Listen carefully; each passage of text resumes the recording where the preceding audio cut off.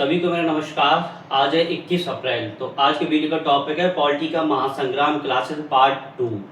Part 1 में हम polity के बारे में उनको स्टार्ट 1773 से 1919 तक समझा चुके हैं। आज की क्लास में हम जो पॉलिटी का पार्ट 2 है उसके बारे में समझाएंगे, यानी कि आपका जो एग्जाम होने वाला है होमगार्ड का, अभी हाल फिलहाल में होमगार्ड का एग्जाम होने वाला है, इसके लिए क्लास बहुत ही उपयोगी होगी।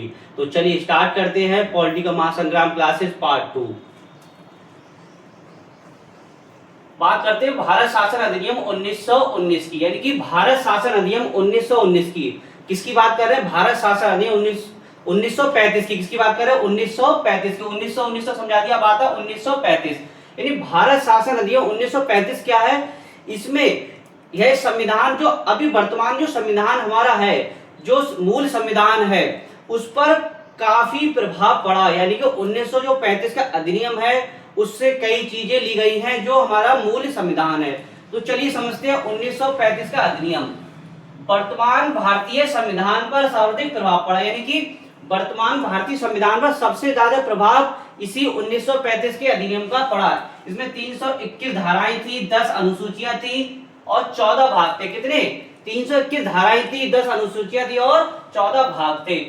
और 1935 में क्या क्या चीजें हुई वो हमने 100 चीजें लिखी है। जैसे कि सबसे पहले हुआ आपका अखिल भारतीय संघ की स्थापना, केंद्र व राज्य के मध्य 3 सूचियां बनाएंगी। कौन कौन सी? सबसे पहले संघ सूची बनाएगी जिसमें 29 विषय, यानी कि संघ सूची यानी 29 विषय। समवर्ती सूची, इसमें 36 विषय प्रदान की। कितने? 36। और राज्य सूची 54 विषय। संघ सूची का आपने नाम पता केंद्र, जिन पर केंद्र कंट्रोलिंग रहेगा। समवर्ती सूची जिसमें राज्य और केंद्र के दोनों के मध्य कंट्रोलिंग रहेगा। और राज्य सूची में क्या रहेगा? राज्य सूची में आपका रहेगा सिर्फ क्या रहेगा? सिर्फ राज्य का कंट्रोलिंग रहेगा। अब समझते हैं प्रांतों में द्विसदनीय व्यवस्था लागू, यानी जो प्रांतों में द्विसदनीय व्यवस्था लागू और केंद्र में द्विशासन लागू किया गया। यानी कि प्रांत में क्या किया? प्रांत में आपका किया गया द्विसदनीय व्यवस्था, केंद्र में द्विशासन। क्वेश्चन यहां से बनेगा कि केंद्र में द्विशासन कब लागू किया गया? तो केंद्र में द्विशासन कब लागू किया गया? 1935 के अधिनियम के तहत। तो पूछे केंद्र में द्विसदनीय व्यवस्था, तो द्विसदनीय व्यवस्था 1919। प्रांतों में द्विसदनीय व्यवस्था 1935 में। एक याद कर लीजिए आप, 1935 का याद कर लिया, 1919 का याद कर लीजिए। आपको प्रांतों केंद्र के मध्य जो भी आप द्विसदनीय व्यवस्था कब लागू हुई, द्विशासन कब लागू हुआ, कंफ्यूजन क्लियर हो जाएगी। एक याद कर लीजिए, 1935 का याद कर लीजिए। 1935 में क्या हुआ? प्रांतों में द्विसदनीय व्यवस्था लागू हुई, केंद्र में द्विशासन लागू हुआ। और भारत शासन अधिनियम जो कैसा? प्रस्तावना विहीन था। यानी कि जो भारत शासन अधिनियम कैसा था? प्रस्तावना विहीन था। 1919 की प्रस्तावना जोड़ी गई। यानी क्वेश्चन पूछ लेगा कि 1935 का अधिनियम कैसा अधिनियम था? प्रस्तावना विहीन अधिनियम था, जिसमें 1919 की प्रस्तावना जोड़ी गई। जो 1919 का अधिनियम है उसकी प्रस्तावना जोड़ी गई। आगे समझते हैं दिल्ली संघीय न्यायालय की स्थापना की गई। जो आपका दिल्ली संघीय न्यायालय है, दिल्ली जो संघीय न्यायालय है उसकी स्थापना कब की गई? इसी अधिनियम के तहत की गई। अब इसी में समझते हैं इसके जो मुख्य न्यायाधीश थे sir Morris Goyal. Sir Morris Goyal इसके मुख्य न्यायाधीश थे। क्वेश्चन यहां से बनेगा कि संघीय न्यायालय की स्थापना जब हुई उस समय इसके मुख्य न्यायाधीश कौन थे? तो सर मॉरिस गोयल। होमगार्ड में सीधे पूछ लेगा कि संघीय न्यायालय की स्थापना हुई थी तो उस समय इसके मुख्य न्यायाधीश, प्रथम मुख्य न्यायाधीश कौन थे? Sir Morris Goyal. और एक महत्वपूर्ण काम और हुआ आरबीआई की स्थापना। आरबीआई की स्थापना भी कब हुई? 1 अप्रैल 1935 को आरबीआई की स्थापना हुई। तो आरबीआई की स्थापना भी समझ ली। अब हम समझते हैं इसी में क्या हुआ? 22 दिसंबर 1939 को मुस्लिम लीग की स्थापना हुई। यानी कि मुस्लिम लीग की स्थापना समझ ली आपने 22 दिसंबर 1939 को। होमगार्ड में सीरीज से पूछ लेगा कि 22 दिसंबर 1939 को क्या हुआ? तो 22 दिसंबर 1939 को मुस्लिम लीग की स्थापना हुई।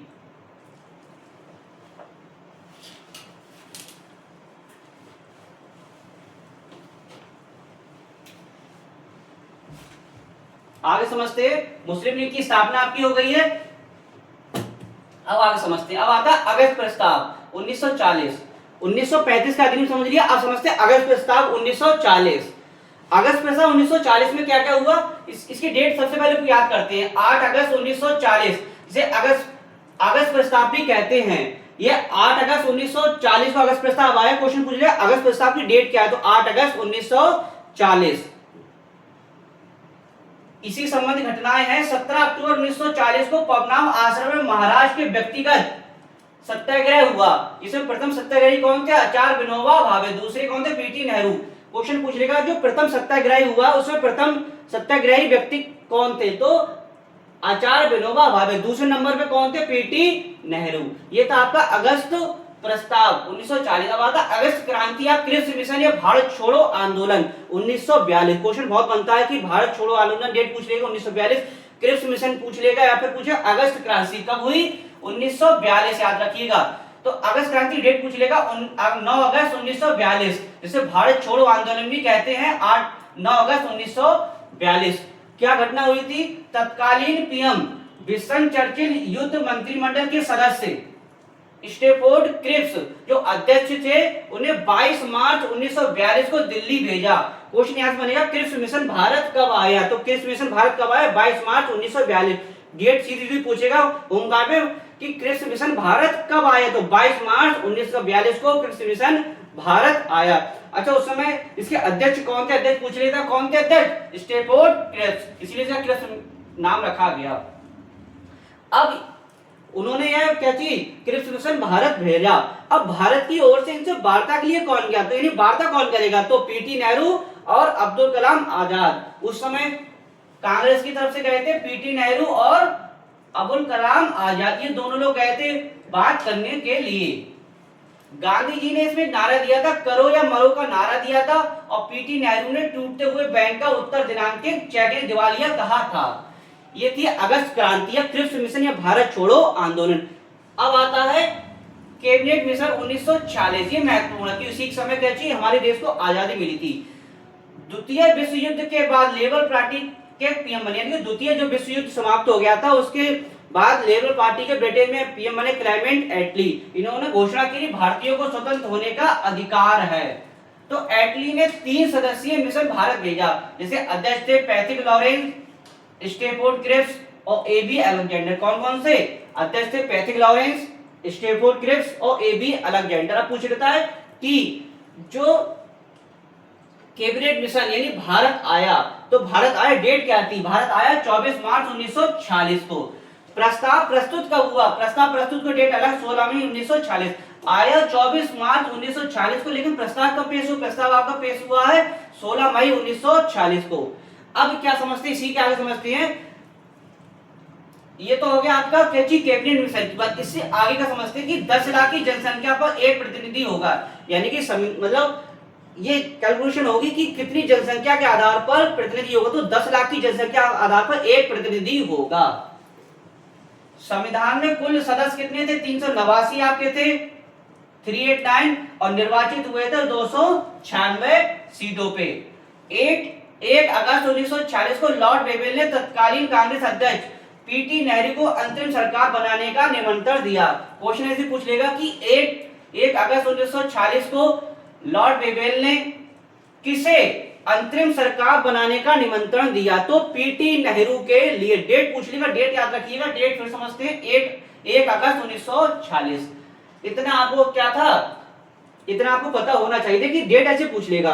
कैसे डेट लेगा, पूछ लेगा कभी कभी थोड़ा क्वेश्चन को हार्ड करे, कैसे बनेगा, जैसे सीरीज से पूछ लेगा कि कौन सी घटना पहले हुई थी बाद में हुई। सबसे पहले पूछेगा कि भारत साझा अधिनियम कब आया 1935, फिर पूछेगा अगस्त प्रस्ताव कब आया 1940, फिर अगस्त क्रांति या क्रिप्स में भारत छोड़ो आंदोलन कब आया 1942, और कैबिनेट मिशन 1946। कंफ्यूजन यहां से होगी अगस्त प्रस्ताव या अगस्त क्रांति, तो अगस्त प्रस्ताव पहले प्रस्ताव कर रखा जाएगा तभी तो क्रांति होगी। ऐसे याद कर सकते हैं कि पहले प्रस्ताव रखो 1940 को, फिर क्रांति होगी 1942 को, इस तरीके से याद कर सकते हैं। सीरीज कैसे पूछेगा, 1935 भारत शासन अधिनियम, अगस्त प्रस्ताव 1940, अगस्त क्रांति और भारत छोड़ो आंदोलन 1942 और कैबिनेट मिशन 1946। अब हम अन्य फैक्ट समझते हैं इसी के संबंधित, जिससे क्वेश्चन बन सकते हैं।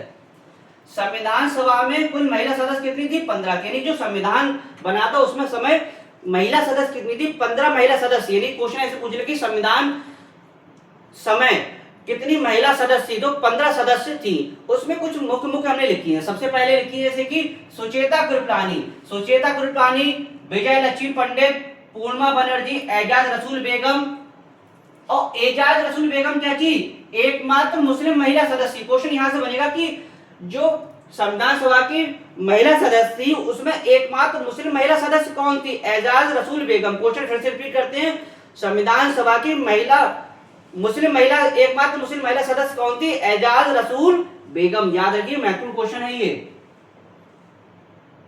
कमला चौधरी, ये सब कहां की थी, ये सब थी यूपी के, कहां की थी, यूपी के। फिर आता राजकुमारी अमृत कौर, ये मध्य प्रांत की थी। सरोजिनी नायडू ये बिहार की थी। हंसा मेहता ये कहां की, मुंबई की थी। ये थी कौन, संविधान सभा की महिला सदस्य मुख्य। अब संविधान के बारे में कुछ और फैक्ट हमने शॉर्ट नोट्स के माध्यम से, जिसमें क्वेश्चन मिलने की संभावना पॉलिटिक्स से बहुत होगी। संविधान का पहला प्रारूप पेश कब किया गया, 22 जनवरी। सबसे पहले इससे पहले की और समझते हैं, संविधान सभा यानी कि संविधान सभा की 3 बैठकें हुई थी, पहली बैठक, दूसरी बैठक, तीसरी बैठक। पहली बैठक कब हुई थी, पहली बैठक आपकी हुई थी आपकी 9 अगस्त 1946, जिसमें अस्थायी अध्यक्ष कौन चुने थे, डॉक्टर सच्चिदानंद सिन्हा। यहां से क्वेश्चन बहुत बनता है कि संविधान सभा की जो पहली बैठक हुई थी 9 अगस्त 1946 को, उस समय अस्थायी अध्यक्ष किसे चुना गया था, डॉक्टर राजेंद्र प्रसाद और सच्चिदानंद सिन्हा। तो अस्थायी पूछ रहा है ना कि स्थायी, अस्थायी पूछ रहा तो डॉक्टर सच्चिदानंद सिन्हा। 9 अगस्त 1946 को अस्थायी अध्यक्ष कौन चुनेगा, डॉक्टर सच्चिदानंद सिन्हा। अब आता है 9 अगस्त के बाद 2 दिन बाद 9 दिसंबर को पहली बैठक हुई। 9 दिसंबर को इसमें अस्थायी अध्यक्ष कौन चुने गए, डॉक्टर सच्चिदानंद सिन्हा। ये 9 दिसंबर 1946 को अस्थायी अध्यक्ष कौन चुने गए, डॉक्टर सच्चिदानंद सिन्हा। 2 दिन बाद यानी कि 9 के बाद आता है 11 दिसंबर 1946 को स्थायी अध्यक्ष कौन चुने, डॉक्टर राजेंद्र प्रसाद। 2 दिन बाद बैठक हुई कब, 11 दिसंबर 1940 को डॉक्टर राजेंद्र प्रसाद स्थायी अध्यक्ष चुने गए। फिर आती 13 दिसंबर 1940 को क्या हुआ, तीसरी बैठक। संविधान सभा की तीनों बैठक समझ ली। पहले थी 9 दिसंबर 1940 को डॉक्टर सच्चिदानंद सिन्हा अस्थायी अध्यक्ष चुने गए। फिर 11 दिसंबर 1940 को डॉक्टर राजेंद्र प्रसाद क्या स्थायी अध्यक्ष चुने गए। उसके बाद आता 13 दिसंबर 1946, तीनों आपकी बैठकें हो गई। अब संविधान सभा का पहला प्रारूप कब पेश किया गया, 22 जनवरी 1947। क्वेश्चन आप कई बार पूछ लेगा कि संविधान सभा का पहला प्रारूप कब पेश किया गया, तो आपका डेट क्या याद रखिए, 22 जनवरी 1946 को। प्रारूप अच्छा तैयार किसने किया था, प्रारूप संविधान सभा की बात हो रही, संविधान सभा का प्रारूप की, तो प्रारूप तैयार किया था बीएन राव ने। प्रारूप पर बहस कितने दिन हुई थी, 114 दिन तक। कुल अधिवेशन कितने हुए, 11।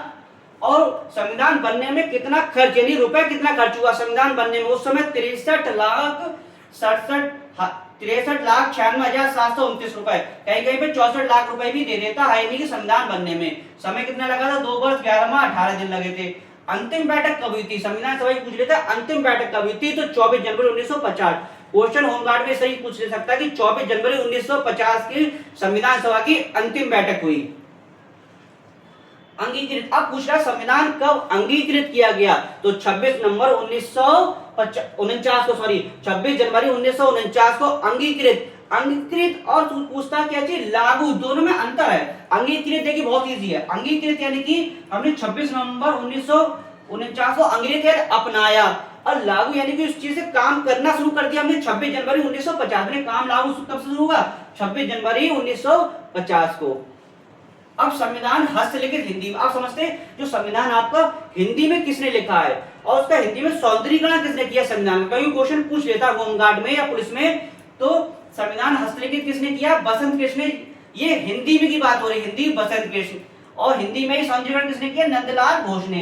यानी हिंदी में लिखा किसने, बसंत कृष्ण ने, और इसका सौंदर्यीकरण किसने किया, नंदलाल घोष ने। अब आता अंग्रेजी की, अंग्रेजी में किसने लिखा, प्रेम बिहारी राजद ने। यानी कि संविधान अंग्रेजी में किसने लिखा, प्रेम बिहारी राजा ने। इसका सौंदर्यीकरण अंग्रेजी की बात करें, अंग्रेजी में किसने किया है, राम मनोहर सिन्हा ने। इन्होंने क्या चीज अंग्रेजी में इसका क्या चीज सौंदर्यीकरण किया है। संविधान की बात हो रही है, इतना आपको पता होना चाहिए। अब हमने कुछ और फैक्ट इसमें जोड़े हैं, जैसे राष्ट्रध्वज कब अपनाया गया, तो राष्ट्रध्वज आपका अपनाया गया 22 जुलाई 1947 को। राष्ट्रध्वज कब अपनाया गया, 22 जुलाई 1947 को।